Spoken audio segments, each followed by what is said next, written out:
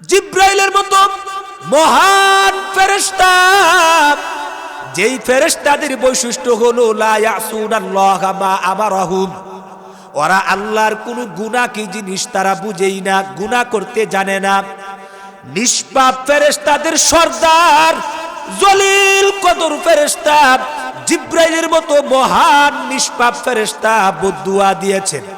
বুঝে থাকলে বলুন, বদদুয়াটার গুরুত্ব কম নাকি বেশি? আরো জুড়ে বলেন, কম নাকি বেশি? নবীর মতো মহান সত্তা, যাকে সৃষ্টি না করলে আসমান জমিন গৃহপালা গাছপালা বৃক্ষলতা কিছুই সৃজন হতো না, এমন মহান নবী, নিষ্পাপ নবী, আমাদের নবী বদদুয়াকে সমর্থন করে বলেছেন, আল্লাহ জিব্রাইলের এই বদদুয়া তুমি কবুল করো। নবীও বদদুয়াকে সমর্থন দিয়া মেনে নিয়েছেন। এবার বুঝে থাকলে বলুন, বদদুয়াটার গুরুত্ব কম না বেশি? আরো জুড়ে বলেন, কম না বেশি? শুধু তাই না, মসজিদে নববীর মধ্যে, যেই মসজিদের ব্যাপারে হাদিস শরীফে বর্ণিত আছে, আল্লাহর নবী থেকে বিভিন্ন কয়েকটা জায়গার মধ্যে আছে দোয়া করলেই কবুল হয়ে যাবে, বর্ণিত আছে। এর মধ্যে মসজিদে নববী, এর ভিতরে বান্দা যা দোয়া করবে আল্লাহ সঙ্গে সঙ্গে কবুল করবেন। কন্যা সুবহানাল্লাহ। চিন্তা করার বিষয় হলো, এই মসজিদ নববী কত বরকতময় জায়গা। আমার ভাইরা, এই মুগরা এলাকার কোন মসজিদে ফজরের নামাজ পড়লে এক রাকাত পড়লে এক রাকাতেরই সওয়াব পাবেন, কিন্তু ঘটনাক্রমে এই ফজরের নামাজটা যদি আপনি মসজিদে নববীর মধ্যে গিয়া পড়তে পারেন, প্রতি রাকাতে 50,000 রাকাতের সওয়াব আল্লাহ আপনার আমলনামার মধ্যে দিয়া দিবে। তাহলে বোঝা গেল, যেই মসজিদ জায়গাতে বদদুয়াটা দিয়েছেন, জায়গাটার দাম কম না বেশি? আমার ভাইরা, যেই মাসে বদদুয়া দিয়েছেন মাসটি হলো রমজান মাস। রমজান মাসের ব্যাপারে আল্লাহর নবী থেকে হাদিস বর্ণিত, রমজান মাসে বান্দা যেই কোনো দোয়া করে, বদদুয়া অথবা ভালো দোয়া, আল্লাহ ডাইরেক্ট কবুল করেন। কন্যা সুবহানাল্লাহ। এই রমজান মাসের মধ্যে এত বরকতময় মাস, যেই মাসের মধ্যে দোয়া করলেই কবুল হয়, তাহলে দোয়া কবুলের আরেকটা পয়েন্ট পাওয়া গেল। শুধু তাই না, বারটি ছিল জুমাবার। জুমার দিন সপ্তাহের মধ্যে সবচাইতে শ্রেষ্ঠ দিন এবং মুসলমানদের সাপ্তাহিক ঈদের দিন। আমার ভাইয়েরা, বরকতময় দিন। জুমার দিনের মধ্যেও একটা গুরুত্বপূর্ণ সময়, খুতবা চলাকালীন সময়ে বদদুয়া দিয়েছেন।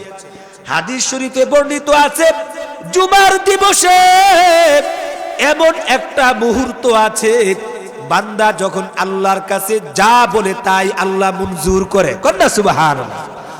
আমার ভাইয়েরা, আমি আপনাদের সম্মুখে কোরআন শরীফের সূরাতু বানী ইসরাঈলের 23 এবং 24 নং আয়াতে কারিমা তেলাওয়াত করেছি। তার কারণ, এই আয়াতের মজমুন, আলোচ্য বিষয় বর্তমান যুগে খুবই দরকার। কারণ দিন যত গড়াচ্ছে, ততই পিতা মাতার প্রতি সন্তানের অবহেলা দিন দিন বাড়ছে। কথা ঠিক না বেঠিক? আজ থেকে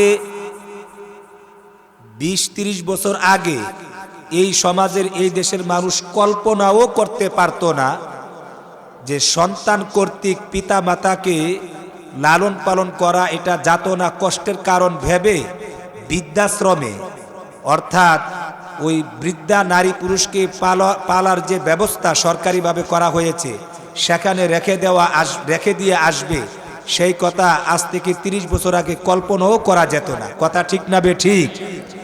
আজকে পত্রিকা, খবরের পাতা এবং ইন্টারনেট, যারা আপনারা সজাগ সচেতন মানুষ, যারা বুঝেন দেখেন, বিশেষ করে জাগতিক শিক্ষায় যারা শিক্ষিত এবং অতি আধুনিক মনা মানুষ যারা, তাদের ফ্যামিলিতে হাজার হাজার ফ্যামিলি এমন যে তাদের পিতা মাতাকে তারা লালন পালন ভরণ পোষণ করাটাকে একটা ঝামেলা মনে করে। এজন্য ওনারা তাদের পিতা মাতাদেরকে বৃদ্ধাশ্রমে দিয়ে আসে। কন্যা নাউজুবিল্লাহ।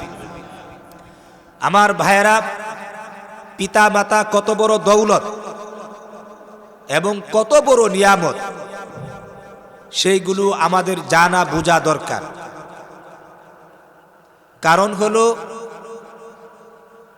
আল্লাহ পাক রব্বুল আলামিন পবিত্র কুরআনুল কারীমের মধ্যে যতগুলি হুকুম দিয়েছেন, কিছু হুকুম হলো শুধুমাত্র একটা হুকুম দিয়েছেন, আর কিছু হুকুম হলো যুগল, অর্থাৎ একটা হুকুমের সাথে আরেকটা হুকুমের সম্পর্ক আছে। যেমন ফকিহ আবুল আয়াত সমরকন্দি রহমাতুল্লাহি আলাই তাম্বিহুল গাফিলিন নামক কিতাবের মধ্যে উল্লেখ করেছেন। তিনি বলেন, আমি পবিত্র কুরআনুল কারীম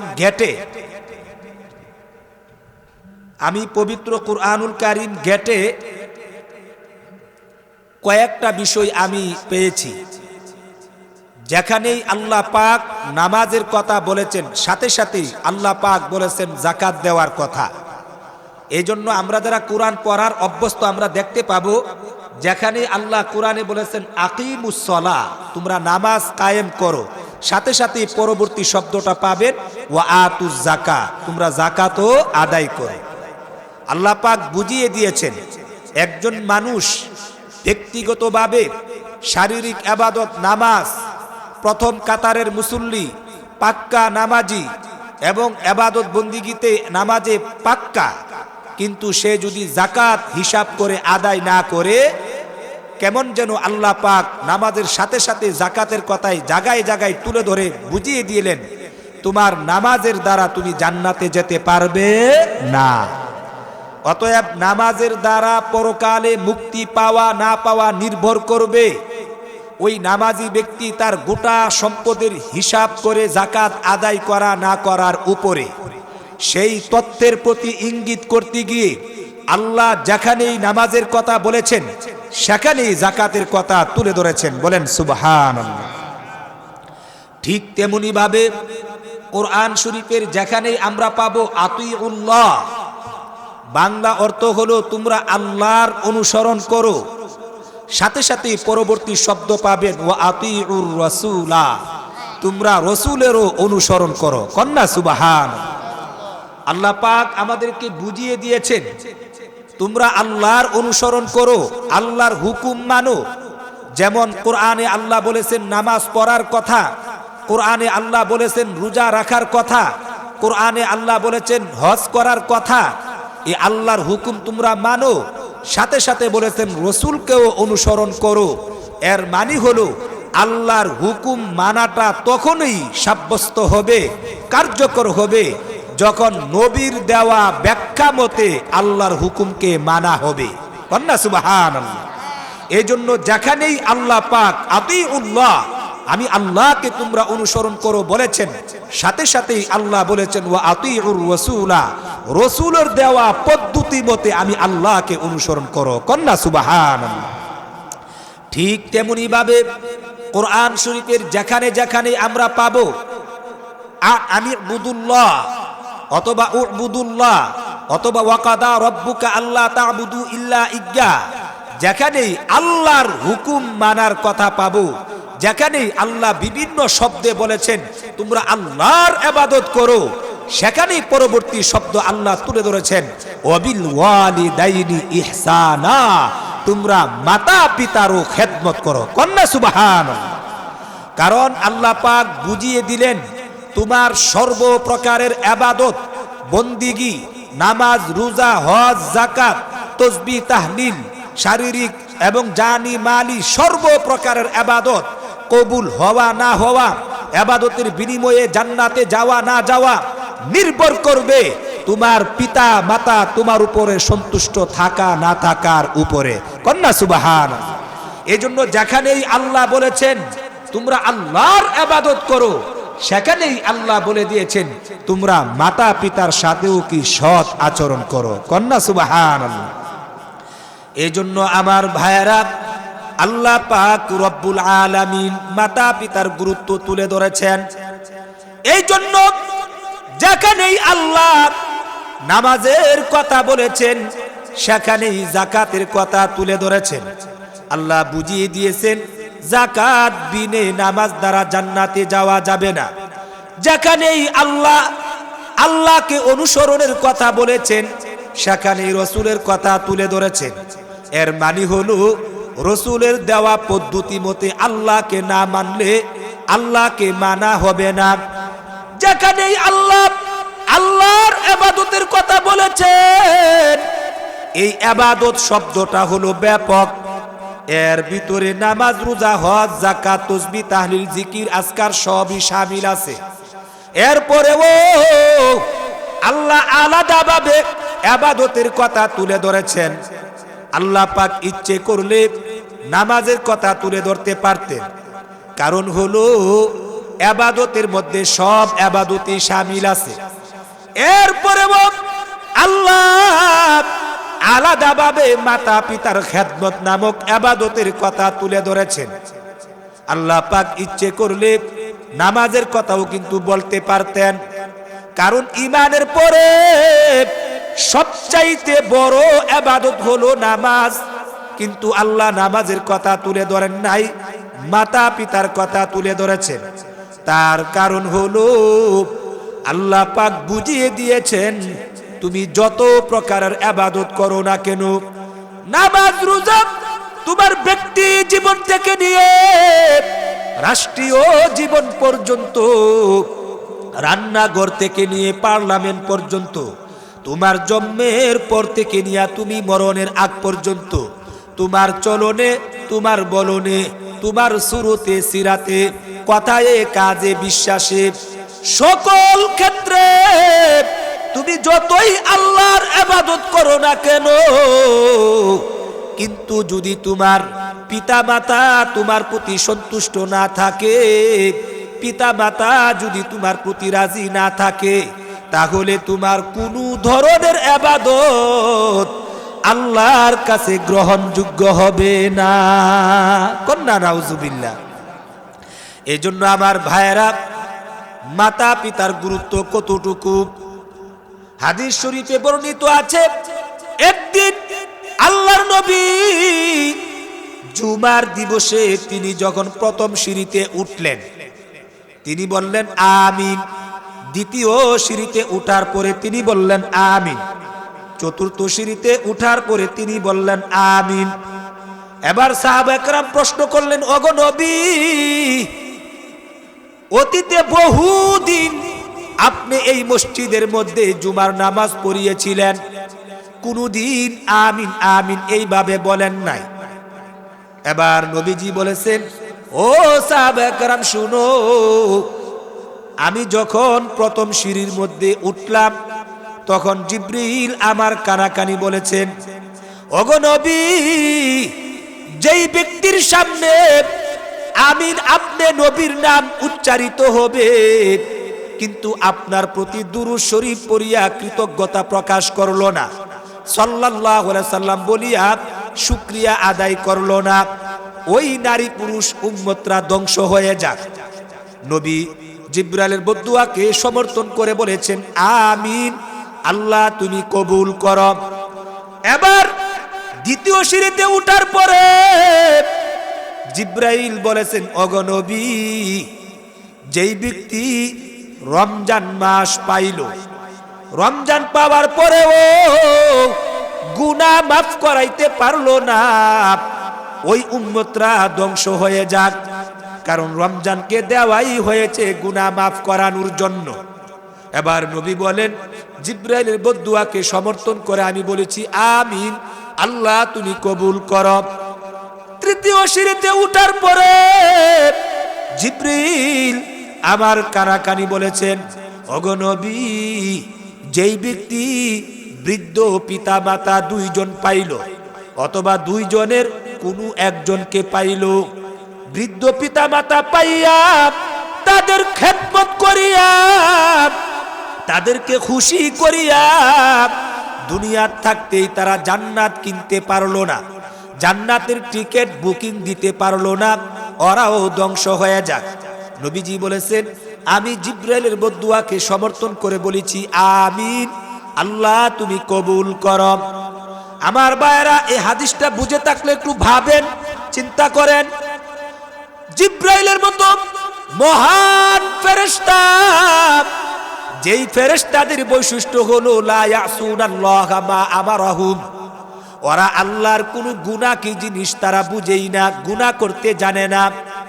নিষ্পাপ ফেরেশতাদের সর্দার জলিল কদর ফেরেশতা জিব্রাইলের মতো মহান নিষ্পাপ ফেরেশতা বদদুয়া দিয়েছেন। বুঝে থাকলে বলুন, বদদুয়াটার গুরুত্ব কম নাকি বেশি? আরো জুড়ে বলেন, কম নাকি বেশি? নবীর মতো মহান সত্তা, যাকে সৃষ্টি না করলে আসমান জমিন গৃহপালা গাছপালা বৃক্ষলতা কিছুই সৃজন হতো না, এমন মহান নবী, নিষ্পাপ নবী, আমাদের নবী বদদুয়াকে সমর্থন করে বলেছেন, আল্লাহ জিব্রাইলের এই বদদুয়া তুমি কবুল করো। নবীও বদদুয়াকে সমর্থন দিয়া মেনে নিয়েছেন। এবার বুঝে থাকলে বলুন, বদদুয়াটার গুরুত্ব কম না বেশি? আরো জুড়ে বলেন, কম না বেশি? শুধু তাই না, মসজিদে নববীর মধ্যে, যেই মসজিদের ব্যাপারে হাদিস শরীফে বর্ণিত আছে, আল্লাহর নবী থেকে বিভিন্ন কয়েকটা জায়গার মধ্যে আছে দোয়া করলেই কবুল হয়ে যাবে, বর্ণিত আছে।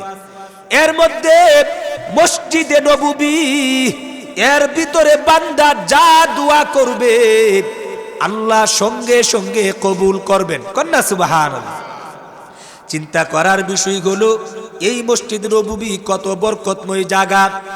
আমার ভাইরা, এই মুগরা এলাকার কোন মসজিদে ফজরের নামাজ পড়লে এক রাকাত পড়লে এক রাকাতেরই সওয়াব পাবেন, কিন্তু ঘটনাক্রমে এই ফজরের নামাজটা যদি আপনি মসজিদে নববীর মধ্যে গিয়া পড়তে পারেন, প্রতি রাকাতে 50,000 রাকাতের সওয়াব আল্লাহ আপনার আমল নামার মধ্যে দিয়া দিবে। তাহলে বোঝা গেল, যেই মসজিদ জায়গাতে বদদুয়াটা দিয়েছেন, জায়গাটার দাম কম না বেশি? আমার ভাইরা, যেই মাসে বদদুয়া দিয়েছেন, মাসটি হলো রমজান মাস। রমজান মাসের ব্যাপারে আল্লাহর নবী থেকে হাদিস বর্ণিত, রমজান মাসে বান্দা যেই কোনো দোয়া করে, বদদুয়া অথবা ভালো দোয়া, আল্লাহ ডাইরেক্ট কবুল করেন। কন্যা সুবহানাল্লাহ। এই রমজান মাসের মধ্যে এত বরকতময় মাস, যেই মাসের মধ্যে দোয়া করলেই কবুল হয়, তাহলে দোয়া কবুলের আরেকটা পয়েন্ট পাওয়া গেল। শুধু তাই না, বারটি ছিল জুমাবার। জুমার দিন সপ্তাহের মধ্যে সবচাইতে শ্রেষ্ঠ দিন এবং মুসলমানদের সাপ্তাহিক ঈদের দিন। আমার ভাইরা, বরকতময় দিন। জুমার দিনের মধ্যেও একটা গুরুত্বপূর্ণ সময়, খুতবা চলাকালীন সময়ে বদদুয়া দিয়েছেন। হাদিস শরীফে বর্ণিত আছে, জুমার দিবসে এমন একটা মুহূর্ত আছে, বান্দা যখন আল্লাহর কাছে যা বলে তাই আল্লাহ মঞ্জুর করে। কন্যা সুবহানাল্লাহ। মুহাদ্দিসিনে কেরাম উল্লেখ করেছেন, ওই সময়টা কেউ কেউ বলেছেন আসর থেকে নিয়ে মাগরিব পর্যন্ত, বিশেষ করে কুবাইলে মাগরিব, মাগরিবের আগ মুহূর্তের সময়টা বান্দা যা দোয়া করবে তাই কবুল হবে। আবার কেউ কেউ বলেছেন 2 খুতবার মাঝামাঝি সময়ে, খুতবাটি চলমান সময়ে দোয়া করলে কবুল হবে। কেউ কেউ বলেছেন জুমার দিবসে যেই কোনো একটা সময়ে দোয়া কবুল হওয়ার সম্ভাবনা আছে। তবে একাধিক মতামতের মধ্যে মূল কথা হলো, হাদিস দ্বারা প্রমাণিত, খুতবার সময়ে, জুমার দিন বরকতময় সময়, খুতবার সময় গুরুত্বপূর্ণ সময়, দোয়া কবুলের সময়। এবার বোঝার বিষয় হলো, নবীজি সিঁড়ির মধ্যে ওঠার পরে বলেছেন আমিন, আল্লাহ তুমি কবুল করো। চিন্তা করার বিষয় হলো জিব্রাইলের মতো মহান ফেরেশতা বদদুয়া দিয়েছে, নবীর মতো মহান ব্যক্তি সমর্থন করে বলেছেন আল্লাহ তুমি কবুল করো।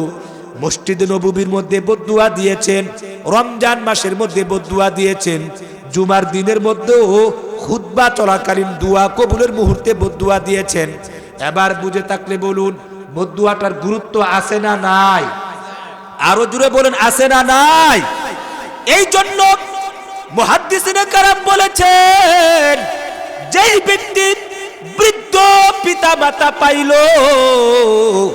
কিন্তু তাদের খেদমত করিয়া তাদের সেবা করিয়া জান্নাত কামাইতে পারলো না, আল্লাহর নবী বলেন আসলেই তারা হতভাগা এবং তাদের ঠিকানা জাহান্নামে হবে। এজন্য আমার ভাইয়েরা নবীজি বদদুয়া দিয়েছেন, বুঝে থাকলে বলুন এই বদদুয়া বিফল নাকি কবুল? আরো জুড়ে বলেন বিফল না কবুল? এজন্য আমার ভাইয়েরা মাতা পিতা বড় দামি, মাতা পিতার সাথে অসৎ আচরণ করা যাবে না। এবার বুঝার বিষয় হলো মাতা পিতার সঙ্গে আমরা কোন সময় কি আচরণ করব। আমরা মনে করি হুজুর আমার আব্বা আমার আম্মা যতদিন জীবিত ছিল আমি তাকে লালন পালন করেছি, আমি পরিপূর্ণ তাদেরকে সেবা করেছি। ইসলাম বলে তুমি ভুল বলেছ। মাতা পিতা যতদিন জীবিত থাকবে ততদিন তোমার কাছে হক পাও না। শুধু তাই না, কোরআনের বিধান হলো সম্পর্কটা হবে তোমার সাথে নিসবত করে।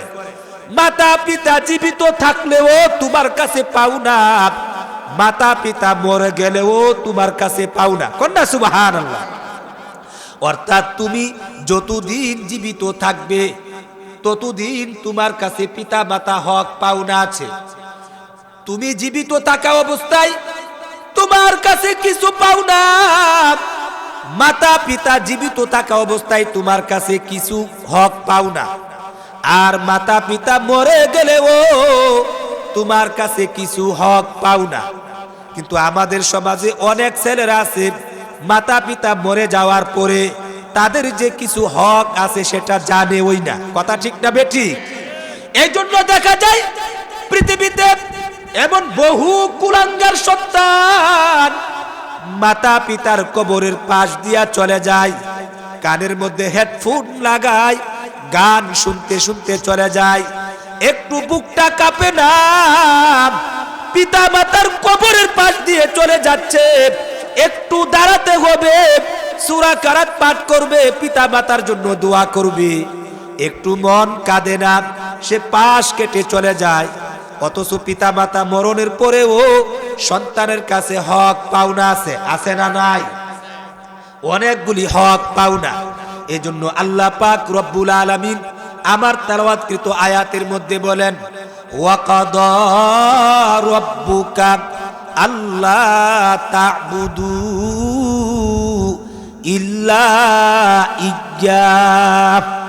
আয়াতের অর্থ হলো ওয়াকাদা রাব্বুকা, তোমার রব ফয়সালা করেছেন, হুকুম দিয়েছেন, আল্লাহ তা'বুদু ইল্লা ইয়্যা, কেবলমাত্র শুধুমাত্র একমাত্র তোমরা আল্লাহরই ইবাদত করবে। এই জন্য আল্লাহ বলেছেন তোমাদের রব হুকুম দিয়েছেন তোমরা তোমাদের আল্লাহরই ইবাদত করবে। এখানে একটা বিষয় বুঝার হলো আল্লাহর ইবাদত করার জন্য আল্লাহ বলেছেন, আর আল্লাহ রবের কথা বলেছেন। তাহলে রব কাকে বলে? রব শব্দের অর্থ হলো যিনি সৃষ্টি করেন তিনি হলেন রব। রব শব্দের অর্থ হলো যিনি রিজিকের ব্যবস্থা করেন। রব শব্দের অর্থ হলো যিনি প্রয়োজন অনুপাতে লালন পালন করেন। এবার বুঝে থাকলে বলুন আমাদেরকে সৃষ্টি করেছেন কে? আরো জোরে মুসলমানের আওয়াজ দিয়া বলেন কে? আমাদেরকে রিজিকের ব্যবস্থা করেন কে? আমাদেরকে প্রয়োজন অনুপাতে লালন পালন করেন কে? আল্লাহ বুঝিয়ে দিয়েছেন ও নোয়াপাড়ার নারী পুরুষ শুনো, তোমাদের রব হুকুম দিয়েছেন। রব বলা হয় তাকে যিনি তোমাদেরকে সৃষ্টি করেছেন, যিনি তোমাদের রিজিকের ব্যবস্থা করেছেন, যিনি তোমাদেরকে প্রয়োজন অনুপাতে লালন পালন করেন। বুঝে থাকলে বলুন, এই তিনটা গুণ দুনিয়ার কোনো মানুষের আছে? আরো জোরে বলুন, আছে? নাই। তাহলে বোঝা গেল রব হওয়ার যোগ্যতা একমাত্র আল্লাহর। কার? আল্লাহ বুঝিয়ে দিলেন, তোমার রব হুকুম দিয়েছেন কেবলমাত্র শুধুমাত্র আল্লাহরই ইবাদত করবে। এর মানে হলো রুবুবিয়তের ক্ষেত্রে, এই কথা শুনেন, রুবুবিয়তের ক্ষেত্রে, রব হওয়ার ক্ষেত্রে, রুবুবিয়তের ক্ষেত্রে যেমন আল্লাহর সাথে কোনো ধরনের শরিকানা নাই, ঠিক তেমনি ভাবে উলুহিয়তের ক্ষেত্রে, ইবাদত দেওয়ার ক্ষেত্রে তোমরাও আল্লাহর সাথে কাউকে অংশীদারিত্ব করতে পারবে না। কন্যা সুবহানাল্লাহ। এজন্য আমার ভাইয়েরা, তাকে আমি শুধুমাত্র মেয়ে সন্তান দান করি। আল্লাহ বলেন, ওয়ায়াহাবু লিমান ইয়াশা উযযুকুর, যাকে ইচ্ছা তাকে আমি শুধুমাত্র ছেলে সন্তান দান করি। আউ ইউযাউবিজুহুম যুকরানা ওয়া ইনাসা, যাকে ইচ্ছা তাকে আমি ছেলেও দান করি, মেয়েও দান করি। ওয়ায়াজআলু মাইয়াশা আকিমা, যাকে ইচ্ছা তাকে আমি ছেলেও দান করি না, মেয়েও দান করি না, বন্দা বানাইয়া ঘরের মধ্যে আবদ্ধ করে রাখি। কথা ঠিক না বেঠিক? তাহলে বোঝা গেল ছেলে দেওয়ার মালিক কে? মেয়ে দেওয়ার মালিক কে? ছেলে মেয়ে উভয়টা দেওয়ার মালিক কে?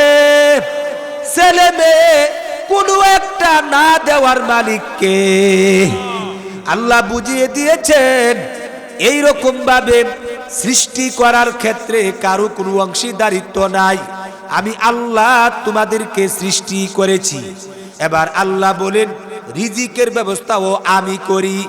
আমার ভাইয়েরা, এই যে গাছপালা বৃক্ষলতা আমি আপনি রোপণ করি অথবা বপন করি, এইগুলো শুধু আমরা করি, বাকিগুলো করেন কে? জুড়ে বলেন। বিবেকের আদালতে প্রশ্ন রেখে বলবেন, বুঝে শুনে করেন কে?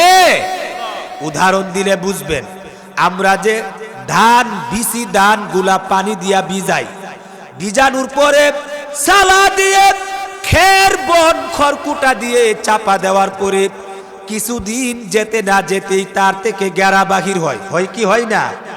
দেখবেন দুইটা বাহির হয়, একটা গেরা ছোট আর একটা গেরা বড় উঁচা হয়। উঁচা যেটা, বড় যেটা, এটা আকাশমুখী হয়। ছোট গেরা যেটা কাদার দিকে ডুবে যায়, এটা জ্বর হিসাবে কাদার দিকে ডুবে যায়। আমার ভাইয়েরা, দান ভিজিয়েছেন, এতটুকু আপনার কাজ, কিন্তু দান থেকে দুইটা গেরা, একটা বড় একটা ছোট, এই গেরাটা বাহির করেছেন কে? আরো জুড়ে বলেন কে? এমন বহু দান বীজাণু হয়েছে, গেরা বাহির হয় না। প্রমাণ আছে না নাই? তাহলে এই কাজটা করেছেন একমাত্র আল্লাহ। এবার গেরা বাহির হওয়ার পরে আপনি ওই দানগুলিকে হাতে মুষ্টিবদ্ধ করে ছড়িয়ে ছিটিয়ে ফেলে দিলেন।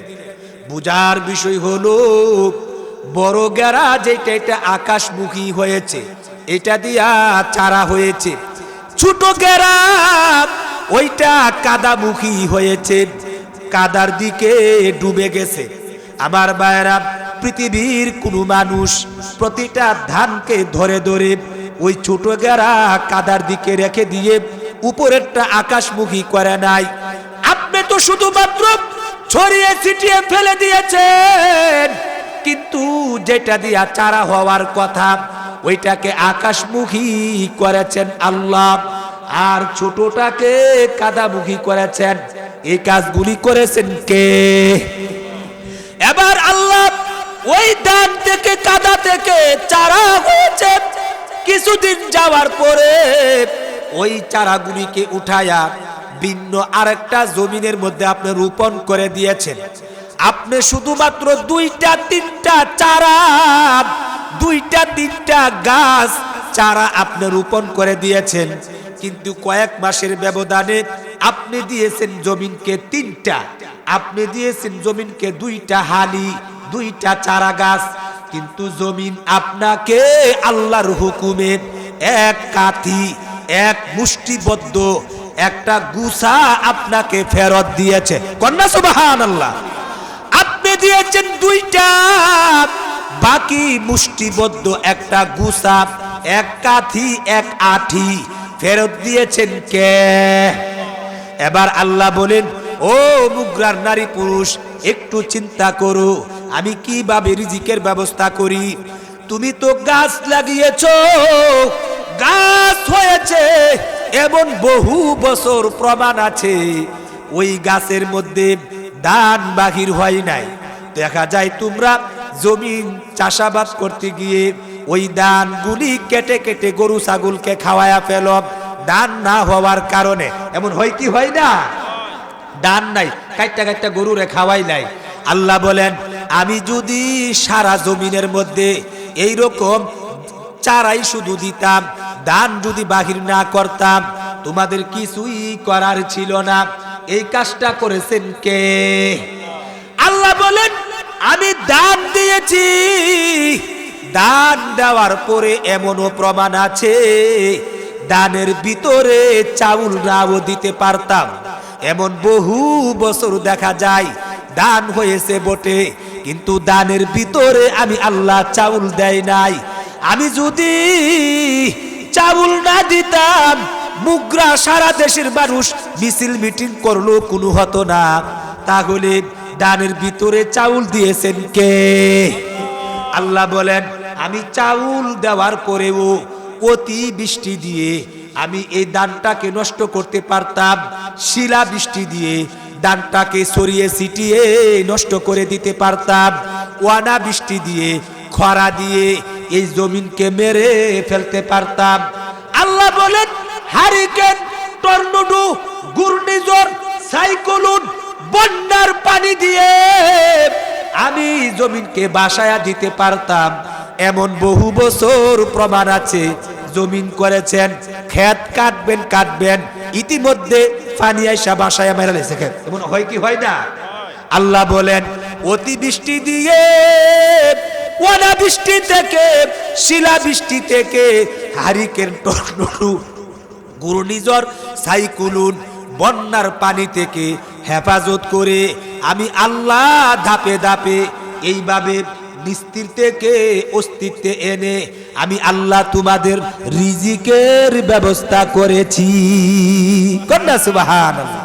তাহলে বুঝে থাকলে বলুন, এই কথাগুলো বুঝে থাকলে বলুন, এই কথাগুলো বাস্তবতা কি, বাস্তবের সাথে মিল আছে না নাই? একটু ঠান্ডা মাথায় ইমানের দাবিতে বলুন, এই যে রিজিক, এই রিজিকের ব্যবস্থা করেন কে? যদি আল্লাহ রিজিকের ব্যবস্থা না করতেন আমাদের দ্বারা সম্ভব ছিল না। এই জন্য আল্লাহ বলেন, যিনি এই রিজিকের ব্যবস্থা করেন তিনি হলেন রব। যিনি প্রয়োজন অনুপাতে লালন পালন করেন তাকেও বলা হয় রব। এবার বলেন, আমি যখন মায়ের পেটের মধ্যে ছিলাম আমাকে ওইখানে রিজিকের ব্যবস্থা করেছেন কে? আমার ভাইরা, আমার আম্মার নাবি, আমার নাবি তার একসাথে অ্যাডজাস্ট করে দিয়েছেন। এইভাবে আল্লাহ পাক মায়ের পেটের ভিতরে আমাকে রিজিকের ব্যবস্থা করেছেন। এখানে আমার প্রয়োজন ভিতরেই ব্যবস্থা করা আল্লাহ করেছেন। এবার যখন আমি দুনিয়াতে এসেছি, বাহিরের খাবার আমি খাইতে পারবো না, আমি খাইলেও বাঁচবো না। এই জন্য আল্লাহ পাক রব্বুল আলামিন আমাকে বাঁচানোর তাকিদে আল্লাহ আমার আম্মার বুকে দুধ দিয়েছেন। আবার 2-2.5 বছর পরে অন্য খাবারে অভ্যস্ত হয়ে গেলে আমাকে আর বলতে হবে না, অটোমেটিকলি আমার আম্মার বুকের দুধ আল্লাহ পাক শুকায়া নিয়ে যান। কন্যা সুবহানাল্লাহ। তাহলে বোঝা গেল যখন ছিল না দরকার তখন আল্লাহ দেই নাই, যখন দুনিয়াতে এসেছি আমার খাবারের প্রয়োজন, আমার প্রয়োজনে আমার দরকারে আল্লাহ মার বুকে দুধ দিয়েছেন। আবার যখন অন্য খাবারে অভ্যস্ত হয়ে যায় তখন আল্লাহ পাক অটোমেটিকলি মায়ের বুকের দুধ শুকায়া নেন। কন্যা সুবহানাল্লাহ। আল্লাহ বুঝিয়ে দিলেন এই যে দুধ কেমন ভাবে আমি সৃষ্টি করেছি। আল্লাহু আকবার, আল্লাহু আকবার। এত পাতলাও করি নাই যে পাতলা হওয়ার কারণে তুমি নিউমোনিয়া হইয়া মারা যাবে, যে পাতলা হওয়া ঠান্ডার কারণে নিউমোনিয়া হইয়া তুমি মারা যাবে। এত গরমও করি নাই, গরমের কারণে তোমার মুখ থুবড়ে যাবে, পুড়ে যাবে। এমন পাতলাও করি নাই, পাতলার কারণে তোমার পেটের খিদা নিবারণ হবে না। এমন গণও করি নাই যে গণের কারণে তোমার দাস্ত হয়ে যাবে, পাতলা পায়খানা হয়ে যাবে।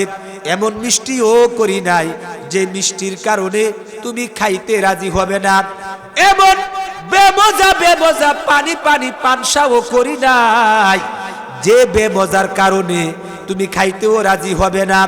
আল্লাহ বলেন তোমার বয়সের সাথে তোমার প্রয়োজন অনুপাতে দুধের ভিটামিন, দুধের লবণাক্ত, দুধের ঘনত্বের পরিমাণ, দুধের ভিটামিনের পরিমাণ, দুধের লবণাক্তের পরিমাণ আমি আল্লাহ তোমার বয়সের সাথে সাথে পরিবর্তন করি।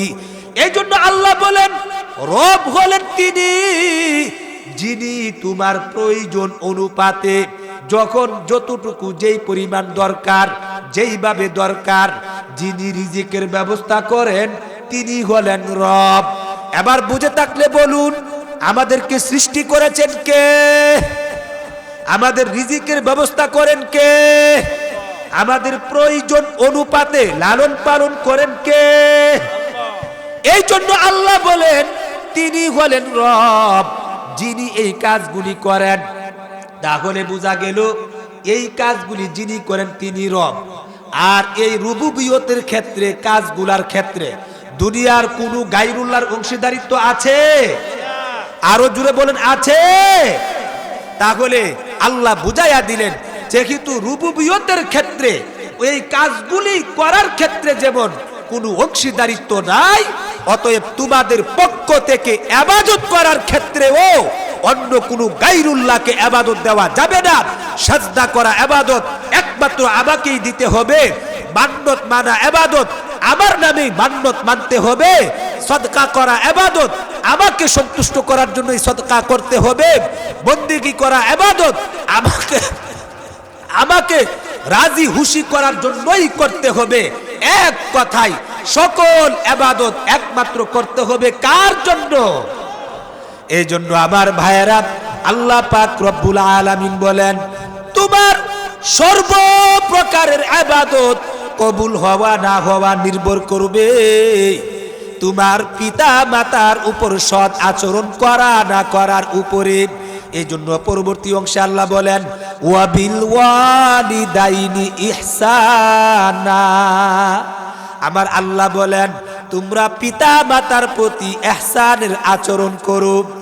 আমার ভাইরা আল্লাহ পাক কোরআনের মধ্যে ওয়া বিল ওয়ালিদাইনি ইনসাফা বলে নাই।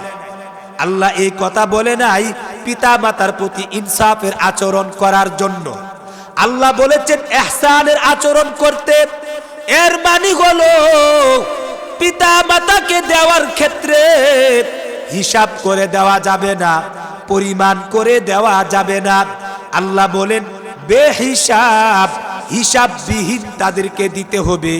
যতটুকু তাদের দরকার, যতটুকু তাদের প্রয়োজন, তাদের প্রয়োজন অনুপাতে, তাদের জরুরত অনুপাতে তাদের চাহিদা পুরা করা লাগবে।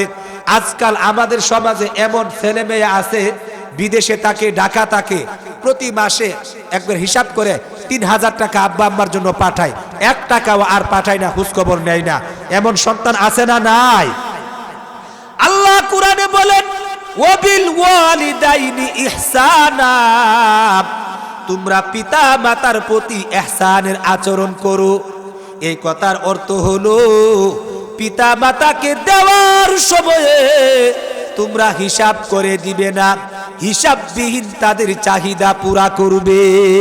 কন্যা সুবহানাল্লাহ। আমার ভাইরা, ইনসাফ শব্দের অর্থ হলো সমান সমান দেওয়া। ইহসান শব্দের অর্থ হলো অতিরিক্ত পরিমাণ দেওয়া। মনে করেন আমি আপনার থেকে 1000 টাকা নিয়েছি, দেওয়ার সময় আপনাকে 1000 টাকা দেব, এটা হলো ইনসাফ।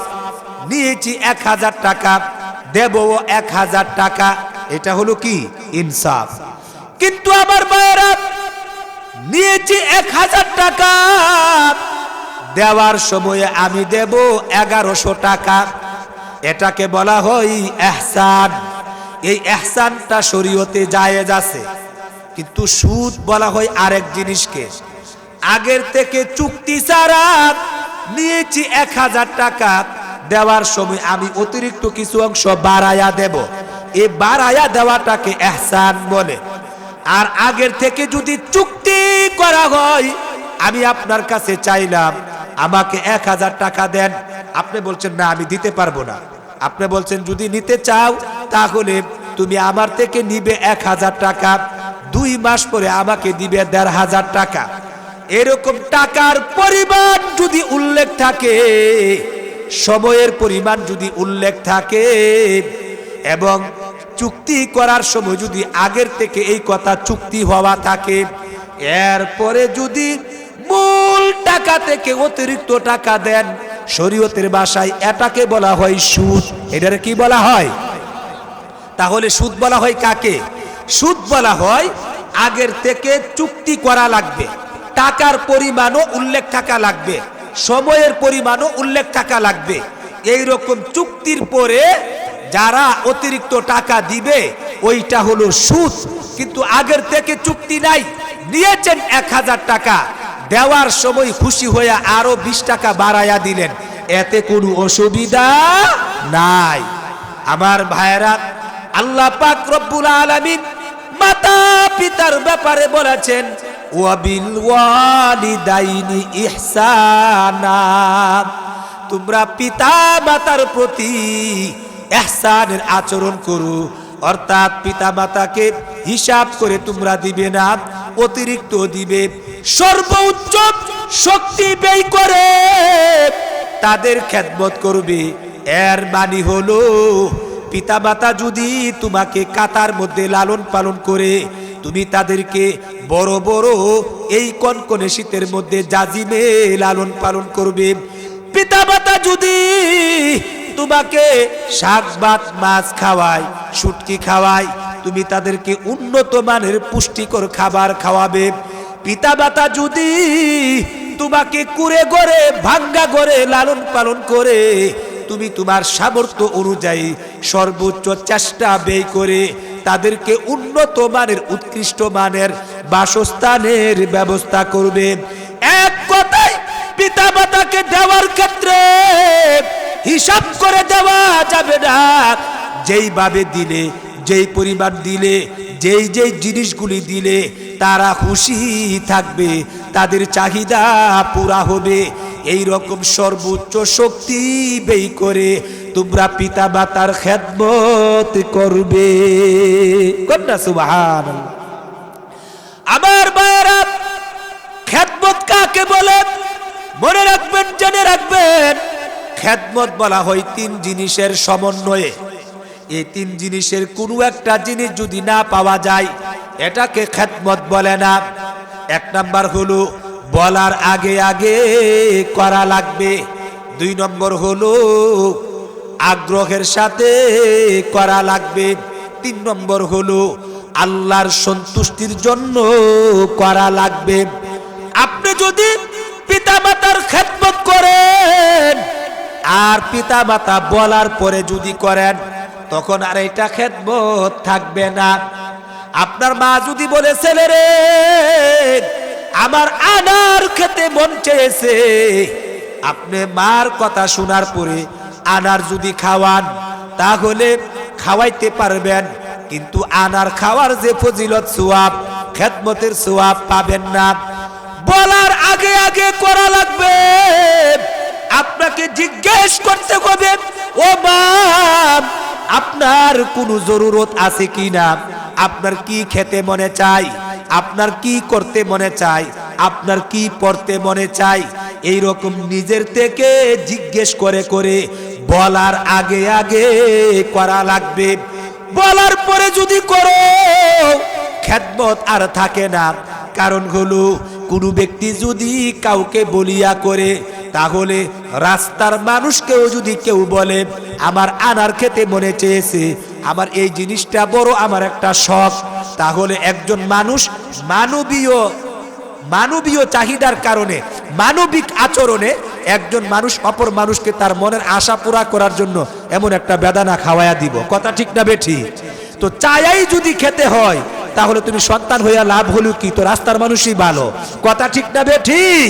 এজন্য শরীয়তের বিধান হলো, কোরআনের আইন হলো, আপনাকে আমাকে বলার আগে আগে নিজে জিজ্ঞেস করে করে তাদের চাহিদা পুরা করা লাগবে। কোনটা? সুবহানাল্লাহ। 2 নম্বর হলো আমার ভাইয়েরা, এই যে খেদমত করব, এই খেদমতগুলি আমাকে আগ্রহের সাথে করা লাগবে, স্বতঃস্ফূর্তভাবে করা লাগবে। ঠেক্কা করলে হবে না, ঠেকা বসত করলে হবে না। আপনাকে ভাবতে হবে আমার 3 ভাই 5 বোন, 5 ভাই 1 বোন আছে, আমার অন্য ভাইয়েরা খেদমত করার সুযোগ পাচ্ছে না, আমি খেদমত করার সুযোগ পাইছি, এটা আমার জন্য গনিমত, আমার জন্য নিয়ামত। আমার ভাইয়েরা যদি খেদমত করত, হয়তো বা আমার বাগাই বন্টনে পড়তো না। আল্লাহ যে দয়া করে আমার আব্বা আম্মার খেদমতের সুযোগ করে দিয়েছেন, এটা আমার জন্য নসিব ভালো।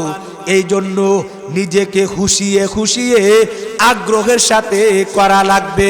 আমাদের সমাজে অনেক মানুষ খেদমত করে, কিন্তু চাপে পড়ে লোক সমাজের বয়ে খেদমত না করলে মানুষ কি কয় যে দেখো তার মা বাপের সে কোনো কিছু করে না। এই জন্য চাপে পড়ে লোক সমাজের বয়ে এই জন্য অনেকে খেদমত করে। এইরকম খেদমত করলে, আগ্রহের সাথে না করলে, তাহলে এটাকে খেদমত বলে গণ্য হবে না। 3 নম্বর হলো আল্লাহর সন্তুষ্টির জন্য করা লাগবে।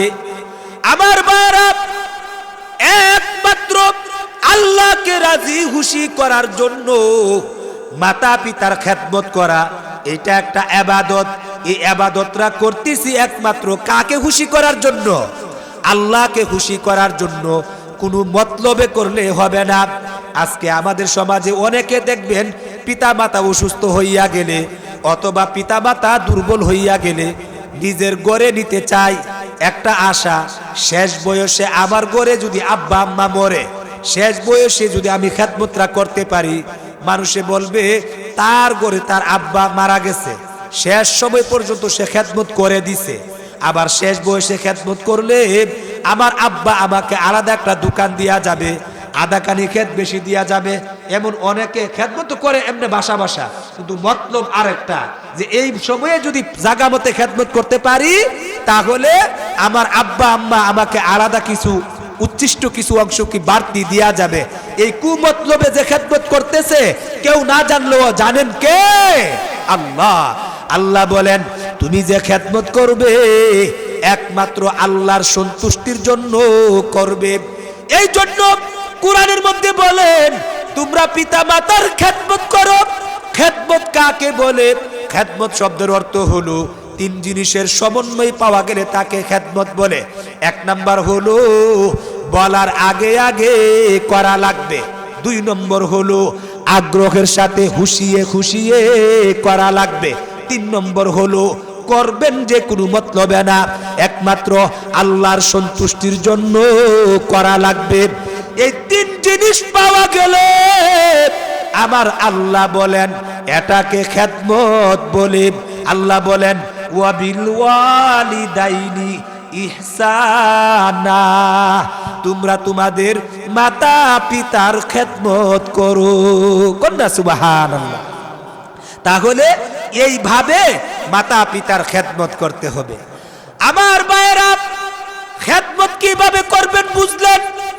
এবার বুঝার বিষয় হলো মাতা পিতার খেদমত কতদিন করবেন। আল্লাহু আকবার। আগের আয়াতে আল্লাহ বলেছেন তোমরা আল্লাহরই ইবাদত করো, এরপরে বলেছেন মাতা পিতার খেদমত করো।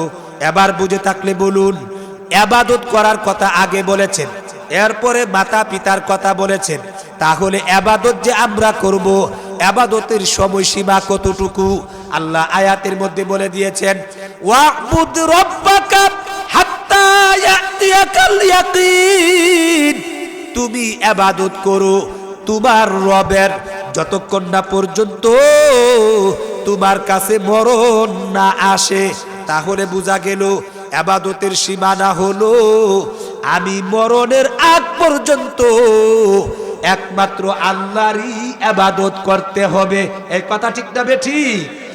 যে ঠিক তেমনি ভাবে ইবাদতের সীমানা যেমন আমি মরণের আগ পর্যন্ত আল্লাহর ইবাদত করতে হবে, সাথে সাথে মাতা পিতার কথা তুলে ধরে আল্লাহ বলে দিয়েছেন মাতা পিতার খেদমত তোমাকে তুমি মরণের আগ পর্যন্ত করতে হবে। কন্যা সুবহানাল্লাহ।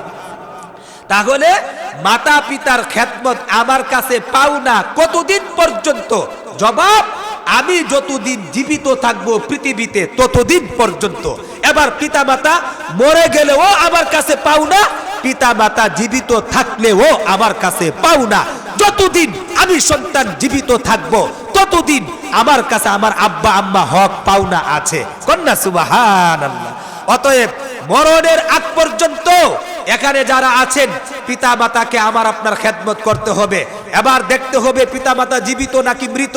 জীবিত হইলে এক সিস্টেমের ইবাদত, মৃত হইলে আরেক সিস্টেমের ইবাদত।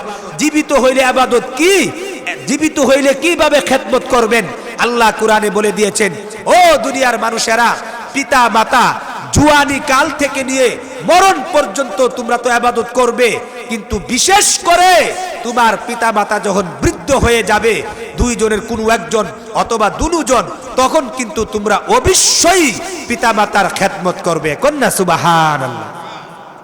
আল্লাহ পাক রব্বুল আলামিন বলেন, ও দুনিয়ার মানুষেরা শুনো, তুমি খেদমত করবে, তোমার আব্বা জুয়ানি থাকলো বৃদ্ধ হলো খেদমত করবে, কিন্তু মনে রাখবে তোমার আব্বা জুয়ানি কালে তুমি খেদমত না করলেও তোমার আব্বা চলতে পারবে, নিজে কামাই করতে পারবে, নিজে চলাফেরা করতে পারবে। কিন্তু মনে রাখবে, জেনে রাখবে, যখন পিতা মাতা বৃদ্ধ হয়ে যাবে তখন কিন্তু তাদের চামড়া ঢিলা হয়ে যাবে, হাড্ডি দুর্বল হয়ে যাবে, চুলদারি সাদা হয়ে যাবে, দৃষ্টিশক্তি কমে যাবে, বিবেক শক্তি লুপ পেয়ে যাবে, খিটকেটে মেজাজের হয়ে যাবে, অবুঝ শিশু বাচ্চার মতো হয়ে যাবে। অপর দিক দিয়া তুমি তাগড়া যুবক হবে, তোমার শরীরের মধ্যে রক্ত গরম থাকবে, তখন কিন্তু তোমার কাছে ভালো কথাই ভালো লাগবে না। তোমার আব্বা আম্মা বৃদ্ধ হওয়ার কারণে তোমাকে জ্বালাতন করবে। খবরদার, পিতা মাতা যদি বৃদ্ধ হয়ে যায় তখন তাদের খেদমত এইভাবে করবে। আল্লাহ বলেন, ইম্মা ইয়াবলুগান্না ইনদাকাল কিবারা আহাদুহুমা আও কিলাহুমা, তাদের দুইজনের কোনো একজন অথবা দুজন যদি বৃদ্ধ হয়ে যায় তখন কিন্তু তোমাদেরকে জ্বালাতন করবে, তোমাদেরকে জ্বালাইবে। তারা বারবার কথা বলবে, কারণ তাদের কিছুই মনে থাকবে না, ও বুঝ বাচ্চার মতো হয়ে যাবে। তখন তোমরা তাদের সামনে এক নাম্বার, ফালা তাকুল্লাহুমা উফ, তোমরা কোনদিন ওই মাতা পিতার সামনে উফ শব্দ তোমরা বলবা না। কন্যা সুবহানাল্লাহ। তোমরা কোনদিন মাতা পিতার সামনে উফ শব্দ তোমরা বলবা না, তুমি বলবা না। এটার দুইটা ব্যাখ্যা। একটা হলো, তুমি যদি তোমার পিতা মাতার সামনে উফ শব্দ উচ্চারণ করো, পিতা মাতার দয়া মায়া বেশি, তারা পেরেশানিতে পড়ে যাবে। তারা ভাববে, হায় রে, আমার জাদুমনির না জানে কি হয়েছে, আমার এই জাদুমণি উফ শব্দ বলছে, না জানি খুব ব্যথায় পড়েছে। তোমার উফ শব্দ তাদের কানে পৌঁছার কারণে তারা টেনশনে পড়ে যাবে, অস্থির হয়ে যাবে।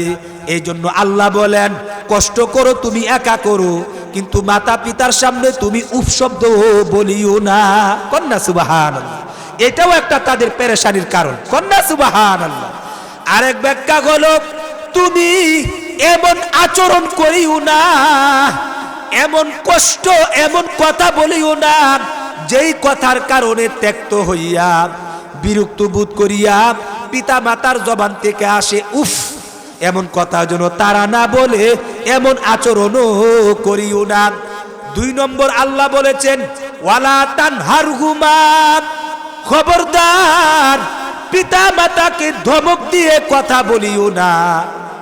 কারণ পিতা মাতার বয়স বেশি হওয়ার কারণে তাদের খিটকেটে মেজাজের হয়ে যাবে, বারবার তোমাদের সাথে কথা বলবে, একটা কথা বারবার বিরক্ত করবে। প্রস্রাব করতে গেলে পায়খানা করে দিবে, কাশি দিলে পায়খানা হয়ে যাবে, খিটকেটে মেজাজের হয়ে যাবে, চুল দাড়ি সাদা হয়ে যাবে, চামড়া ঢিলা হয়ে যাবে, হাড্ডি দুর্বল হয়ে যাবে, তোমাদেরকে বিরক্ত করবে। খবরদার ধমক দিয়ে কথা বলিও না। কন্যা সুবহানাল্লাহ। 2 নম্বর হুকুম আল্লাহ দিছে, কোনদিন পিতা মাতাকে ধমক দিয়ে কথা বলবে না। এজন্য কিতাবের মধ্যে আছে যে তোমরা কেন ধমক দিয়ে বলবে না বলেছেন, কারণ পিতা মাতা, এক পিতা তার সন্তানকে সে ছোটবেলা কাঁধে তুলে উনাকে কি করছেন, আদর সুহাগ করে লালন পালন করেছেন। একদিন বাড়ির মধ্যে একটা কাক কা কা কা কা করে ডাকতেছে।